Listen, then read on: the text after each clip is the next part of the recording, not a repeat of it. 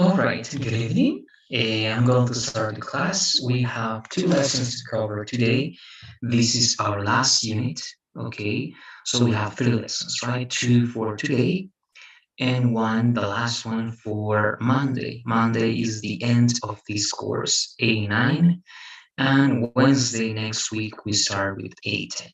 Okay, so we're continuing working, we're continuing with our lessons.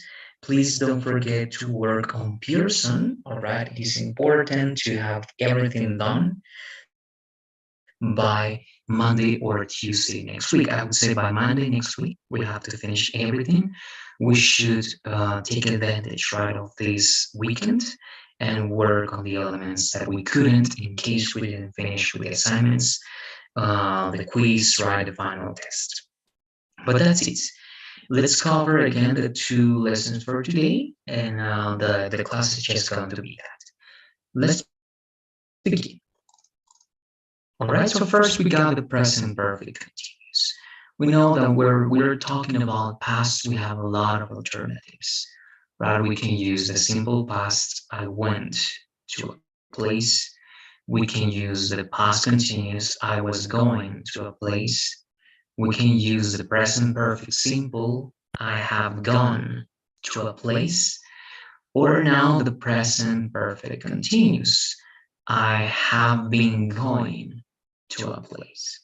We also have the past perfect simple, the past perfect a continuous, right? But right now, those are the ones we know, and that's what we got to practice. Now, the present perfect continuous. Let's begin, all right? These are the three tenses in past that we have to learn how to use.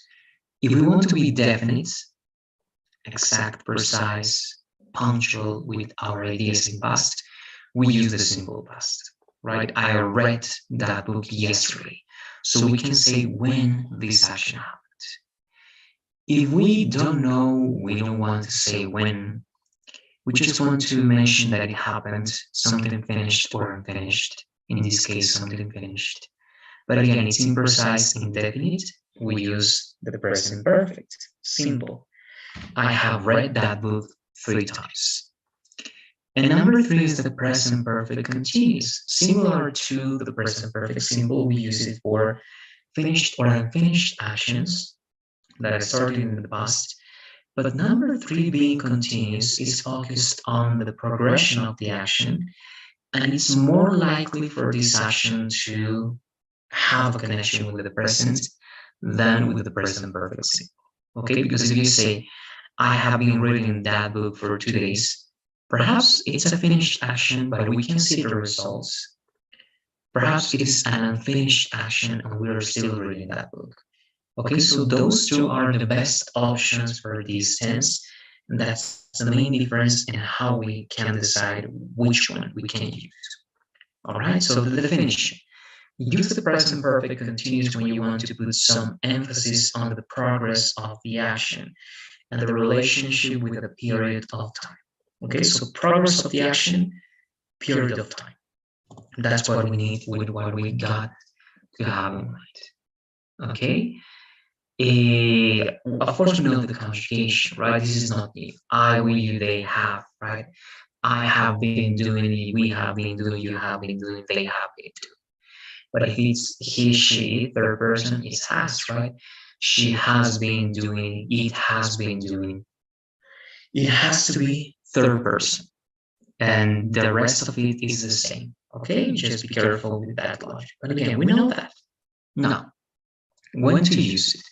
We usually use the present continuous in unfinished actions, more common, but also finished actions. And again, finished actions when you can still see the results in the present.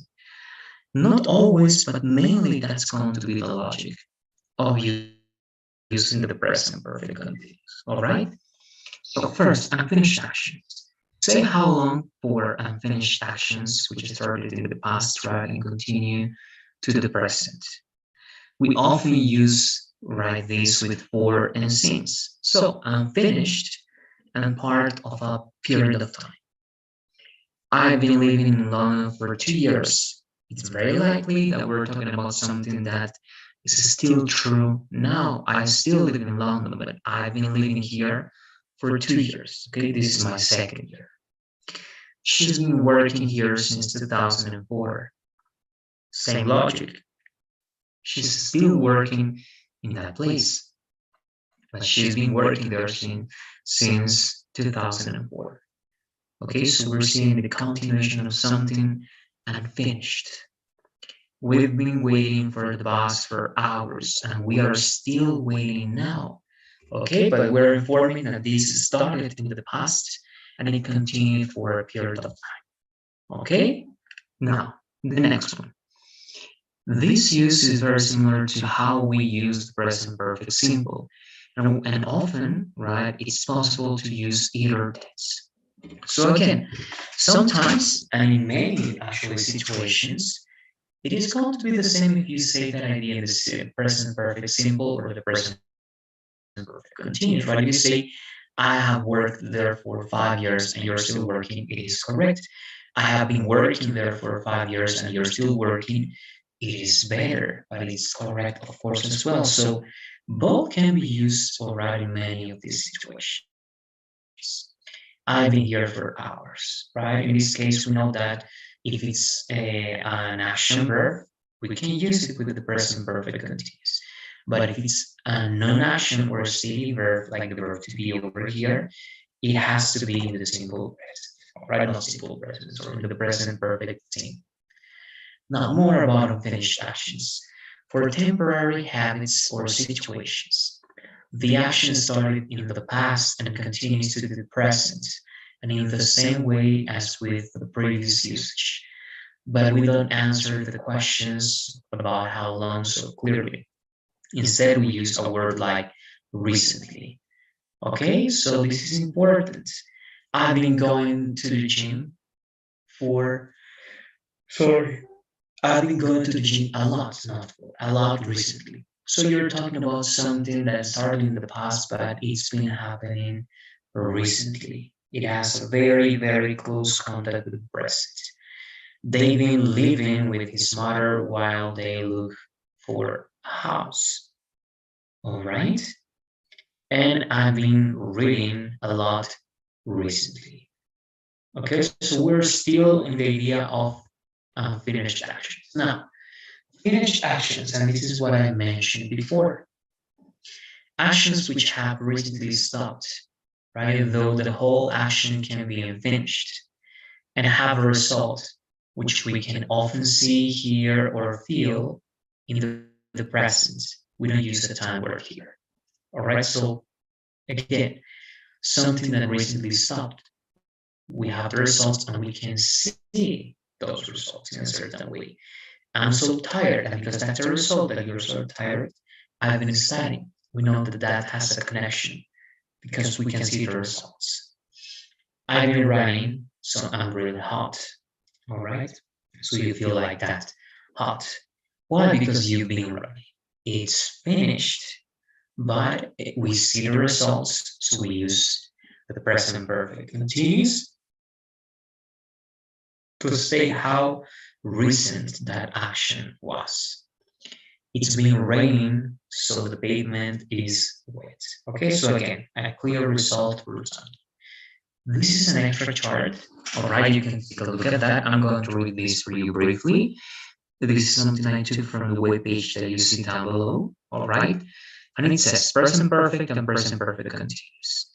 First, finished actions for the present perfect, right? The kids have played for 2 hours. And finished actions, the kids have been playing since morning.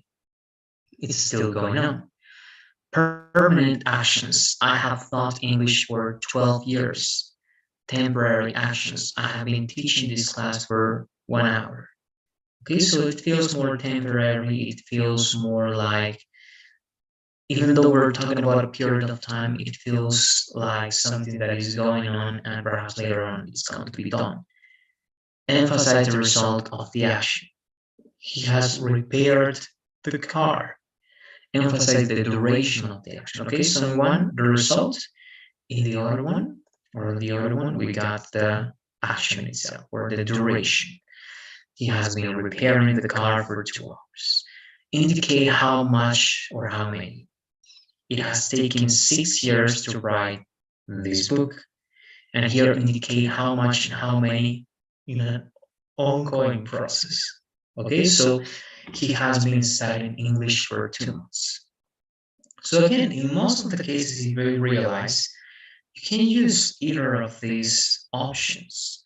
But again, it is sometimes better to know which one is the best. Now, this is an interesting summary I worked on related to simple past, present perfect simple,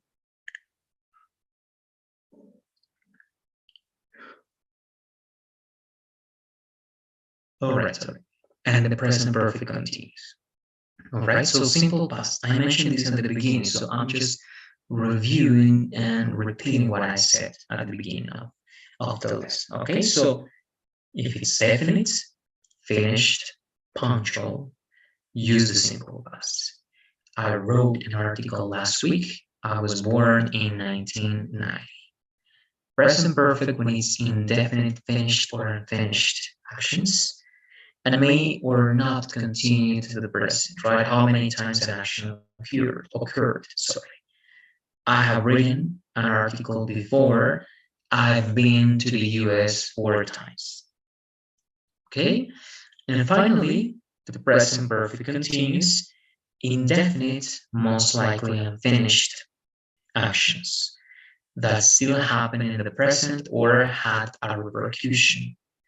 I've been cleaning my room. I'm tired. Repercussion. Yes, we can confront that, right? She's been dancing for 3 hours. That's amazing. All right, so again, that's it. These elements, right, remember?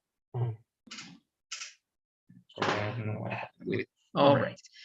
These actions can be used in the present perfect, simple, present perfect, continuous, but now you know what they put some emphasis on, and we know which one is going to be the best option. All right? That's it with the first lesson. We're going to start with the next one, that is this one. Okay, so again, give me just 1 minute, a couple of minutes, and we cover separable phrasal verbs to finish the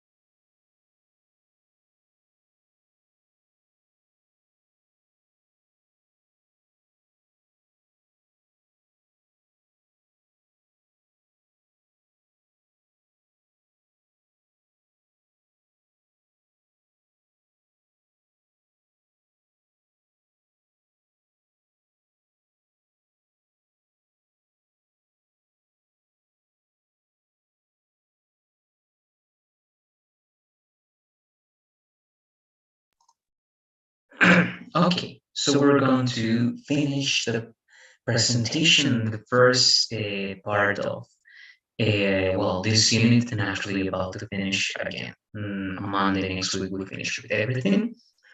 But let's keep going, all right? Separable phrasal verbs. We covered inseparable ones. Now we got separable, all right? So what is a phrasal verb? It is a verb. Okay, simply that. It's a compound verb that is composed of two or three parts. Is a phrasal verb used as a verb? Yes. Can a phrasal verb be conjugated in past or future? Yes, of course. If it's a verb, we can conjugate the verb. In the phrasal verb eat out, of course, the correct conjugation is ate out. Eat it, right? No, because it is irregular verb. And out it, no, because we conjugated the verb. We didn't conjugate particle, of course. Now, in analyzing these phrasal verbs over here, we should know the meaning that we practiced. All right, go on as continue, go over as review, run into as meeting someone unexpectedly or by accident, come across finding something by accident. Number five, get on, that means to enter a vehicle, and get off to exit a vehicle or a service. All right? A phrasal verb is a verb, right? Not verbs. A verb that consists of a verb and a particle, sometimes two, right? A phrasal verb can be conjugated in any tense, just like any other verbs. Again, it's because a phrasal verb is simply a verb. It doesn't matter that it's composed, right, of two or three words. Those words are going to be there just to give you one meaning. And that's going to be the meaning of the verb, and that's how you conjugate and you use it. For example, here, right, in present, instead of I tolerate that awful noise, you can say I put up with that awful noise. Okay, same, exactly the same, but you use phrasal verb. In future, we will review that topic, but you can also say we will go over that topic. The meaning is the same. And finally, in past, she met her uncle by accident. Okay, she had an encounter by accident, let's say in the street. Or you can say again, she ran into her uncle, and the idea of something unexpectedly or by accident is already there. Okay? Now we covered again inseparable. Now these are separable phrasal verbs. A separable phrasal verb is a transitive phrasal verb which allows an object to be placed between the verb and its particle, or after the whole verb, right? More. Some transitive phrasal verbs which require an object, allow an object to be placed in between, or sorry, to be placed either between the verb and particle or after the entire phrasal verb. These phrasal verbs called separable phrasal verbs, all right? That's the name of the phrasal verb when they have these characteristics. With this type of verb, if the object is a pronoun, the pronoun must go in the middle of the phrasal verb. That's a rule that we're going to see also in a moment. So in these three examples, we can see that the object can be placed after, right, the phrasal verb, in between the phrasal verb, and of course, if it is a pronoun, it has to be in between. The terrorist blew up the car. The terrorist blew the car up. The terrorist blew it up. Okay, so that's the logic. That's how we have to use phrasal verbs, separable phrasal verbs. Very important. I mentioned this already, and we read it actually, right? Just a few seconds ago. If we are to use a pronoun with a separable phrasal verb, okay, or with separable phrasal verbs in general, we cannot use the pronoun after the phrasal verb. It must be in between the phrasal verb. Okay, so again, it's of course incorrect if you say, please wake up me. Right? No, you say, please wake me up. Me being the object and the pronoun has to be always in between the phrasal verb. If the object is too long, place it after the phrasal verb, not in between. Why? Because it can create confusion. Right? If you say, we have to put the important meaning that you told me off. Sometimes it is going to create only confusion, as the particle of the phrasal verb is a preposition. If it's part of something long, again, it can create confusion, it can create misinterpretation. So let's follow the rule. If you see that it's long, put it afterwards. If you know what you're talking about, you can simply say, we have to put it off, right? But again, only if everybody or the person you're talking to knows what's the object, right? Now, here we have some separable phrasal verbs. Call something off, cancel. It started to rain 10 minutes before the soccer game, so they called it off. Cheer someone up, make a sad person feel happy. My daughter was sad about missing the concert, but I bought her a CD to help cheer her up. Chop something up. Cut something usually put into small pieces. The recipe, or the recipe says to take 3 onions and chop them up. Do something over, repeat a task. You didn't do this assignment correctly. You'll need to do it over. Figure something out, understand, find a solution. Could you help me with this math problem? I can't figure it out. Okay, let's keep going. Give something out. Distribute. Please print 100 copies of this report and give them out to all the employees. Let someone down. Disappoint another person. He really let me down when he forgot my birthday. Pick someone up. Get a person in your car and take him or her to another place. The tour company will pick you up at the airport and take you to the hotel or to your hotel. Put something away, put something in the correct place. After you're done reading those magazines, please put them away. Okay? Put something off, delay, postpone, procrastinate. I know you should work on this project, but it's difficult, so I keep putting it off. And we have one more chart. Yes, yes, this one, and then a next person, and that's it. Spell something out. Describe carefully and clearly in detail. It's my first day at this new job, so you'll need to spell everything out for me.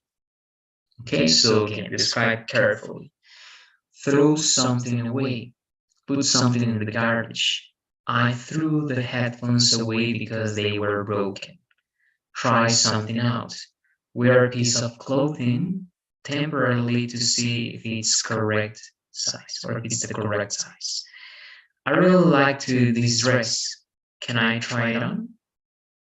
Okay, try something on. Turn someone or something down. Reject or refuse. She got a job offer from a big company, but she turned it down to pursue a career in music. Write something down. Write something on paper. Could you tell me your email address again? I didn't write it down. Okay, so those are some very important phrasal verbs, several phrasal verbs. I read the definition and the examples, so it is just practicing. You have to practice.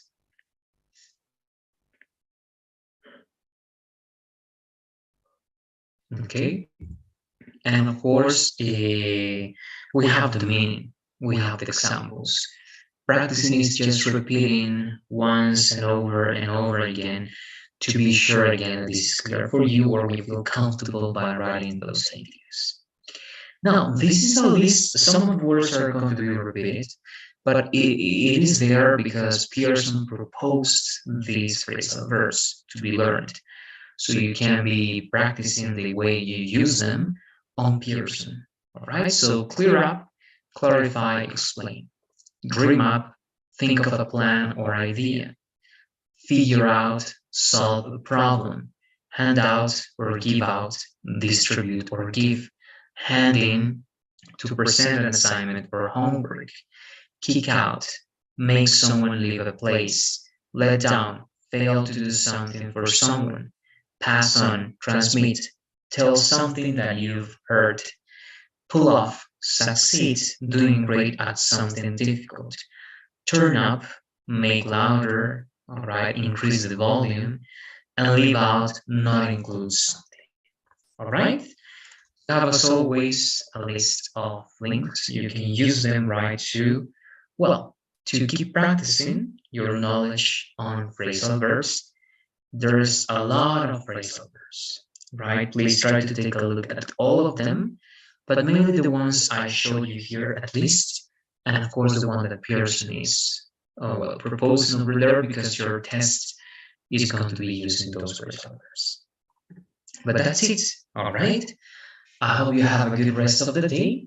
We're just missing one last lesson that will take place on Monday, plus another extra right presentation because of the logic that I'm following right for these courses. And once again, with that, we are done. We should please complete everything. And on Wednesday, we should be starting a new course. Okay, so thanks again. Have a good one. Enjoy your weekend, and I'll see you on Monday.